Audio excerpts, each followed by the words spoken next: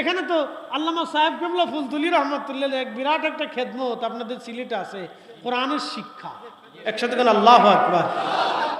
সিলেটের অন্তত 100 জনের ভিতরে আমি মনে করি 50 জনই আছে কোরআনের ভিতরে পারদর্শী, সে কারি। অন্তত দারুল কিরাত থেকে কিছুটা হলেও কোরআন শরীফ সহি শুদ্ধ মতো বইটা বুঝে শিখছে, দাড়ি মোছ নাই কিন্তু কারি। মারহাবা কর। আছে না এরকম যে নামাজ পড়াইতে দিলে এই 5 বছরও নামাজ পড়াবে, কোনো কিছু অসুবিধা নাই। এটা অবদান আল্লামা ফুলতুলি রহমতুল্লাহ খেদমতের কারণে এটা হয়েছে। মারহাবা কর। এই যে কোরআন শরীফ শিখাইতে গেলে অনেক সময় উস্তাদরা বিভিন্ন উপমা দেয়, ছাত্রদেরকে হাসায়। কি হাসায় না?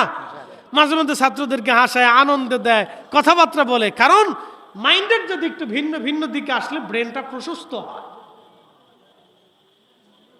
সবাই যদি সব বুঝতো তাহলে তো সবাই বক্তা হয়ে যেত, বুঝছেন না? বুঝছে না, নতুন আর কি। হ্যাঁ, বুঝে নাই, বুঝে নাই। আল্লাহ বুঝ দিই, কি জোরে বলে না, আমি বুঝে নাই। তো খুব মনোযোগ দেন। আমি যে কথা আপনাদেরকে বুঝাইতে এসেছিলাম সেটার নাম হচ্ছে তাকওয়া। সেটার নাম কি? বলেন, আমার চেহারা দেখে কি আল্লাহ আমার ফায়সালা দেবে? না, আমার চেহারা দেখে আল্লাহ ফায়সালা দেবে না। আপনাদের কারো চেহারা দেখে আল্লাহ ফায়সালা দেবে না। ফায়সালা দিবে কাজে। কিসে দিবে? যদি ভালো করেন তাহলে ভালো, মন্দ করলে মন্দ। ফায়সালা দিবে কাজে। ফায়সালা কিন্তু চেহারায় না, ফায়সালা বংশেও না, ফায়সালা কিন্তু ওই আপনার দলের কারণেও না, আপনি ওই যে অনেক বড় সুন্দর, অনেক মেধাবী, এটার কারণেও ফায়সালা না। ফায়সালা হলো আপনার আমলে। একসাথে বলেন, ফায়সালা কিসে? আমার পীরের দরবারে অনেকেই গেছে। এখন কেউ যায় যদি নামাজ না পড়ে তাহলে কি প্রতিদান সে পাবে? যে যদি নামাজ পড়ে তাহলে সে প্রতিদান পাবে। যদি জিকিরে বসে, তরিকত ওজিফা কালাম করে, তাহলে সে কিছু প্রতিদান পাবে। যদি না করে তাহলে প্রতিদান পাবে না। হিসাব সহজ। প্রতিদান হচ্ছে কাজে। নেক আমলের মাধ্যমে আল্লাহ বান্দার হিসাব নিকাশ করবে। এটা আমি বুঝাইতে চেয়েছিলাম।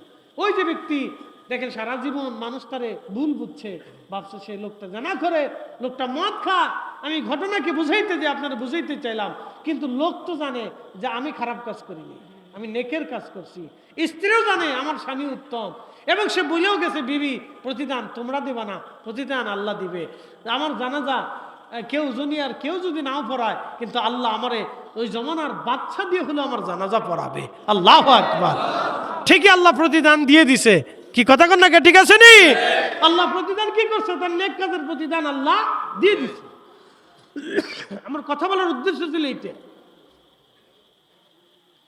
এই জন্য আমাদের চেহারা শান্তিতে কিন্তু আমাদের প্রতিদান আসে না, আমাদের প্রতিদান আসে আমাদের নেক কাজে। লাস্ট সময় বলতেছিলাম, ওলিদের কাছে কোনো বেদাত নাই, ওলিদের কাছে হচ্ছে ইবাদত। একসাথে কোন আল্লাহু আকবার। সিলেটের একটা দিক আমার কাছে খুব ভালো লাগে, আমি প্রশংসা করি। বলে, হুজুর কেন? কোনটা? বলতেছি।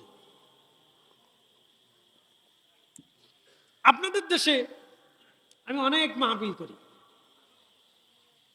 বাংলাদেশের চট্টগ্রাম এবং সিলেট, বেশিরভাগ সিলেটে খাওয়া দাওয়া শেষে, মেহমানদের শেষে ওলামা ইকরামকে খাওয়ানোর পরে যিনি মেজবান থাকেন তিনি বলেন যে সাহেব একটু দোয়া হরুক্কা, দোয়া হরুক্কা। আপনাদের আঞ্চলিক ভাষে সাহেব দোয়া হরুক্কা, অর্থাৎ সাহেব আপনি একটু দোয়া করেন।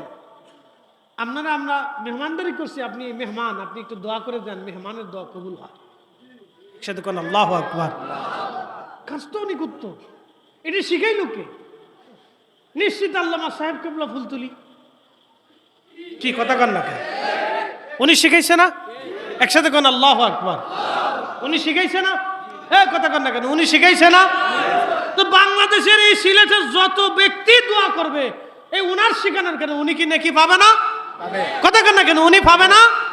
আমার পীর ও মুর্শিদ আপনারা ফাতিহা শিখিয়েছেন, নফল শিখিয়েছেন, জিকির শিখিয়েছেন, দোয়া শিখিয়েছেন, জিয়ারত শিক্ষা দিয়েছেন। বলেন, লক্ষ লক্ষ মুরিদরা যখন এই ফাতিহা, দোয়া, জিকির আজকার করে, তখন কি উনার পীর ও মুর্শিদ, আমার পীর ও মুর্শিদের নেক আমলে কি সেটা যোগ হয় না? এই জন্য ওলিদের কাছে হলো নেক, ওলিদের কাছে কি নেক আমল। ওলিরা বেদাতের ফতোয়া দিয়ে মানুষদেরকে দূরে সরায় না, আল্লাহ সরাই নাই। আল্লাহ বলছেন অনুপরিমাণ নেক কাজ করো, প্রতিদান তোমাকে দিয়ে দেব। অনুপরিমাণ যদি গুনাহ করো, তারও বেনিফিট আমি তোমারে দিয়ে দিব। বুঝতে পারছেন? এই জন্য গুনাহ যত ছোট হোক করব না, নেকের কাজ যত ছোট হোক ছাড়ব না। এই জন্য অনেকের দৃষ্টিতে যেটা বেদাত, ওলিদের দৃষ্টিতে সেটা ইবাদত। অনেকের দৃষ্টিতে যেটা বেদাত, ওলিদের দৃষ্টিতে সেটা ইবাদত। একসাথে বলবেন আল্লাহু আকবার।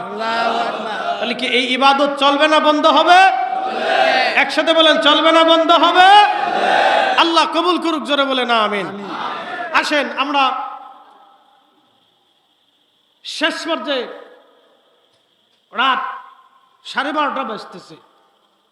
দীর্ঘ সময় আপনাদেরকে নিয়ে কথা বলছি, মাঝখানে ছোট্ট একটু ভুলের ডিস্টার্ব, এগুলো ডিস্টার্ব মনে করি, এগুলো আমরা চলার পথে এগুলো কিছু মনে টনে করি না, আমরা মাফ করে দিই যে আল্লাহ বান্দার মাফ করে দিলাম। ভুল হতেই পারে, কথা ঠিক আছে না ভাই? আমারও হইতে পারে, স্বাভাবিক। চলার পথে কাজের পথে মানুষের জীবনে ভুল হয়, হতে পারে। তো কিছু কিছু ভুল আমরা শুধরাই নি। মনে রাখবেন, ভুল হলে একজনকে শুধরিয়ে দেওয়াটা এটা দায়িত্ব। ভুল হতে পারে, তা আল্লাহ মাফ করুক, আল্লাহ ক্ষমা করে দিক। আমি আপনাদেরকে দুইটা কথা বলতেছি, নেক আমল। একসাথে বলেন কি আমল? কালকে কয়টায়? আমার 10টায় নেই। আচ্ছা আচ্ছা, উত্তর গণিপুরে কালকে থাকবো ইনশাল্লাহ। উত্তর গণিপুরে পৃথিম পাশা না, পৃথিম পাশাতে কালকে থাকবো ইনশাল্লাহ। পার্শ্ববর্তী আয় সর্বনাশ, কত মাহফিল করলাম এলাকায়, একসাথে কেন মারহাবা, কত জাতির ওয়াজ করলাম। আসেন আমরা নবীজিকে একটু সালাম জানাই, ইয়া নবী সালাম। বাইরে যারা আছেন সবাই ভিতরে চলে আসেন।